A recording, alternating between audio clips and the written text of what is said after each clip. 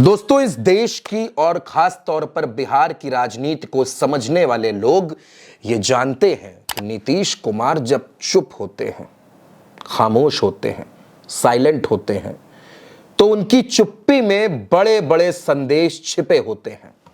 और कुछ ऐसा ही आजकल हो रहा है। नीतीश कुमार एक बार फिर से चुप हो गए हैं। नीतीश कुमार कभी नहीं चाहते थे कि उनको संजय झा को कार्यकारी अध्यक्ष बनाना पड़े, लेकिन अमित शाह के प्रेशर में बीजेपी छोड़कर जेडीयू में आए हुए शख्स को नीतीश कुमार को इतनी बड़ी जिम्मेदारी देनी पड़ी, कार्यकारी अध्यक्ष बनाना पड़ा। हालांकि उसकी काट भी नीतीश ने निकाली, महासचिव पद पर अपने सबसे करीबी मनीष वर्मा को बिठा दिया। लेकिन यह काफी नहीं है, क्योंकि नीतीश कुमार की पार्टी के पूर्व अध्यक्ष ललन सिंह, जो नरेंद्र मोदी की सरकार में मंत्री हैं, अब उनकी नजदीकियां भी अमित शाह और मोदी से बढ़ती जा रही हैं। अपने भाषणों में वो नीतीश कुमार का जिक्र कम करते हैं और मोदी मोदी की माला ज्यादा जपते हैं। इधर दोस्तों, नीतीश कुमार को यह भनक लग गई है, ये भनक नीतीश कुमार को लग गई है कि अमित शाह ललन सिंह और संजय झा के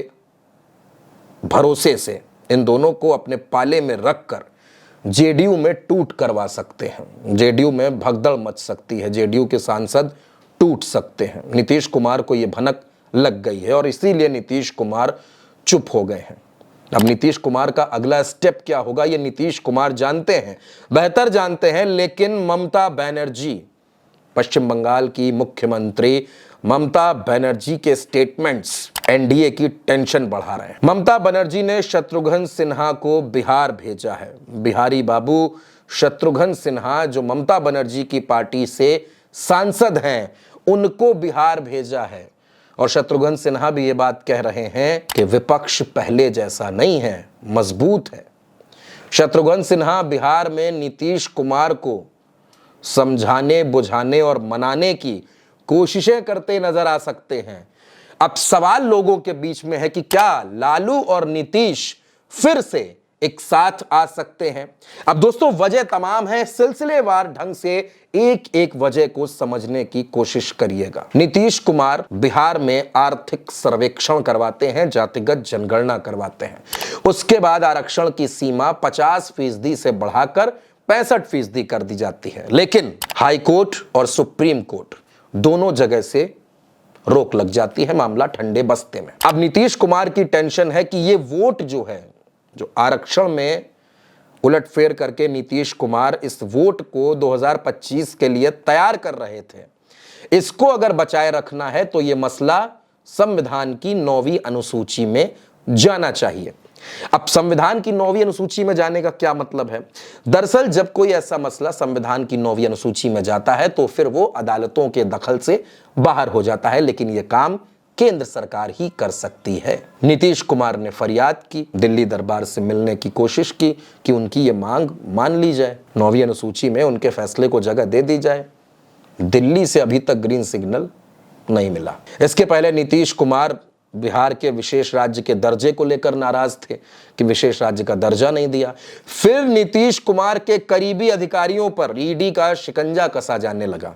यानी अगर आप देखेंगे, सिलसिलेवार ढंग से ये चीजें चल रही हैं। शिकंजा कसा जा रहा है, मांगे नहीं मानी जा रही, बात नहीं सुनी जा रही।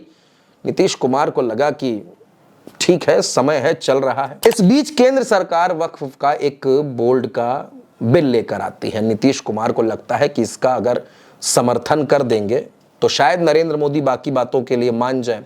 लेकिन खतरे में नीतीश कुमार की सियासत भी पड़ रही थी और पड़ गई। इस बिल का समर्थन करने के बाद उनकी ही पार्टी में दो फाड़ हो गए। तमाम मुस्लिम नेता, मुस्लिम सांसद, विधायक, मंत्री नीतीश कुमार के पास पहुंच गए। नीतीश कुमार ने भरोसा दिया कि अगर आपका नुकसान होगा, आपके ऊपर कोई परेशानी आएगी तो वो परेशानी मेरी होगी। लेकिन ललन सिंह, जो नीतीश कुमार के ही पार्टी के नेता हैं, मोदी की सरकार में मंत्री हैं, वो संसद में खड़े होकर इस बिल की शान में कसीदे पढ़ते हैं, तारीफें करते हैं। वो कहते हैं क्या परेशानी है। यानी आप देखिए, नीतीश कुमार की पार्टी दो धड़ों में है। एक धड़ा बिल के सपोर्ट में खड़ा आता है, एक धड़ा बिल के विरोध में उतर जाता है और फंसते हैं बीच में नीतीश कुमार। नीतीश कुछ नहीं बोलते, चुप हो जाते हैं, साइलेंट हो जाते हैं। इस बीच ममता बनर्जी के दूत शत्रुघ्न सिन्हा बिहार में, और बिहार में बहुत जल्द विधानसभा का चुनाव। नीतीश कुमार एक और बात रखते हैं। नीतीश कुमार कहते हैं कि 2 डिप्टी सीएम की थ्योरी समझ में नहीं आती, 1 डिप्टी सीएम करिए, 1 डिप्टी सीएम दीजिए और बिहार में चुनाव पहले कराइए। तय वक्त जो है 2025 के नवंबर का, उससे पहले करा लीजिए। इन दोनों बातों पर बीजेपी तैयार नहीं। नीतीश कुमार कहते हैं झारखंड और महाराष्ट्र में हमारी पार्टी के भी प्रत्याशी होंगे। बीजेपी कहती है नो, ऐसा नहीं हो सकता। नीतीश कुमार झटका देते हैं। बीजेपी के एक जमाने में पुराने नेता रहे, मंत्री रहे, कद्दावर नेता सरयू राय, उनको अपनी पार्टी में शामिल कर लेते हैं। नीति आयोग की जिस दिन दिल्ली में बैठक थी, उस दिन नीतीश कुमार पटना में झारखंड जेडीयू के नेताओं के साथ मंथन करते हैं। इधर बीजेपी प्रशांत किशोर को आगे करती है, तैयार करती है, नेता बनाने की कोशिशें होती हैं कि प्रशांत किशोर के जरिए नीतीश कुमार को कमजोर किया जाए। क्या नीतीश कुमार ये बात नहीं समझ रहे? समझ रहे हैं, बहुत अच्छे से समझ रहे हैं, लेकिन नीतीश कुमार चुप है। और सियासी संकेत, सियासी घटनाएं और सियासत का इतिहास ये बताता है कि नीतीश कुमार जब जब चुप हुए हैं, नीतीश कुमार जब जब खामोश हुए हैं, तो उसके बाद जब उनकी चुप्पी टूटी है तो नीतीश चचा इधर से उधर हो गए, उधर से इधर हो गए। तो अब जब ये चुप्पी टूटेगी तो नीतीश कुमार क्या करेंगे? क्या नीतीश का जो अगला कदम होगा वो भारतीय जनता पार्टी को बड़ा डेंट दे देगा? और फिर मैं आपको बता रहा हूं, शत्रुघ्न सिन्हा बिहार में, पटना में, बिहार के दौरे पर ममता बनर्जी ने भेजा है। वो ममता बनर्जी जो ये कहती हैं कि नीतीश और चंद्रबाबू हमारे पुराने दोस्त हैं।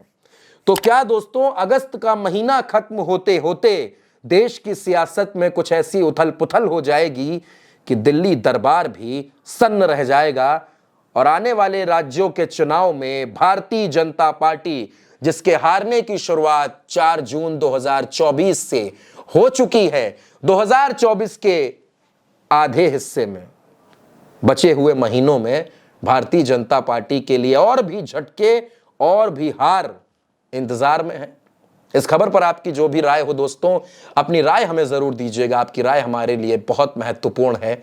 और अगर आपने चैनल को सब्सक्राइब नहीं किया है तो सब्सक्राइब जरूर करें, वीडियो को लाइक करें, शेयर करें, कमेंट करें। धन्यवाद।